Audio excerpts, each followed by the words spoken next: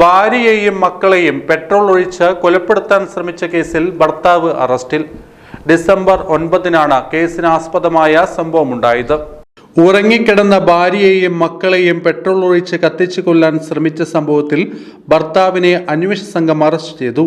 കുന്നംകുളം കീഴൂർ സ്വദേശി 54 വയസ്സുള്ള എഴുത്തുപുരയ്ക്കൽ ജിജിയെയാണ് ചങ്ങനകുളം CI ഷൈനിന്റെയും SI റോബർട്ട് ചിറ്റിലപ്പിള്ളയുടെയും നേതൃത്വത്തിലുള്ള പ്രത്യേക അന്വേഷണ സംഘം പിടികൂടിയത്.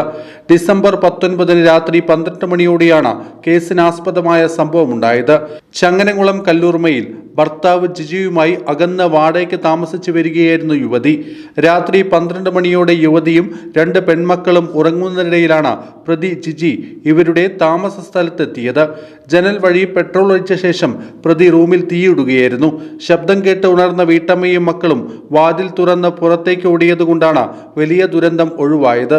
സംഭവത്തിന് ശേഷം ഒളിവിൽ കഴിഞ്ഞു വന്ന പ്രതിയെ ചങ്ങനകുളത്ത് നിന്നാണ് അന്വേഷണ സംഘം പിടികൂടിയത്. പ്രതിക്കെതിരെ വധശ്രമത്തിനാണ് പോലീസ് കേസെടുത്തത്. സംഭവസ്ഥലത്ത് ഫോറൻസിക് വിഭാഗവും വിരലടയാള വിദഗ്ധരും തെളിവെടുപ്പ് നടത്തി. പിടിയിലായ പ്രതിയെ സംഭവസ്ഥലത്തെത്തിച്ച് തെളിവെടുപ്പ് നടത്തിയ ശേഷം പൊന്നാനി ജുഡീഷ്യൽ മജിസ്ട്രേറ്റ് കോടതിയിൽ ഹാജരാക്കി റിമാൻഡ് ചെയ്തു.